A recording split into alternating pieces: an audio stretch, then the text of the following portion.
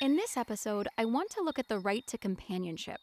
Now, that might seem an odd thing to have as a right, but we usually like to have company. And animals are like us, maybe even more when it comes to company. Hi, I'm Carly, and welcome back to the Animal Rights Tour. Do you remember Happy, who is in the Bronx Zoo in New York? Happy is well cared for in the Bronx Zoo, but she is on her own.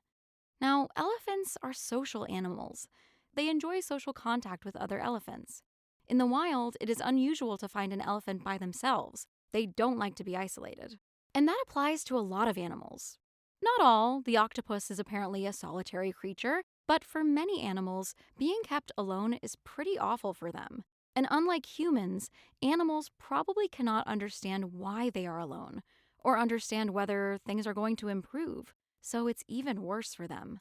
Now, some of you will say, hold up, Carly, when you told us about the Bramble Committee and the Five Freedoms, one of those was about the importance of companionship. Well, wow, yes, absolutely right. Remind me to buy you an ice cream at the end of the tour. So, Professor Bramble's group specifically mentioned sheep as having a fairly highly organized social pattern who would suffer from solitary confinement. And one of the five freedoms is the freedom to express normal behavior, which includes appropriate company of the animal's own kind. But, like a lot of animal welfare rules, it hasn't always worked. Can you see where this is going? That's it. Companionship is so important that it should be a right, to make sure that Happy and all the others are not left on their own. That's it for today's episode. Next time, we are going to look at another very human idea: the right to good work.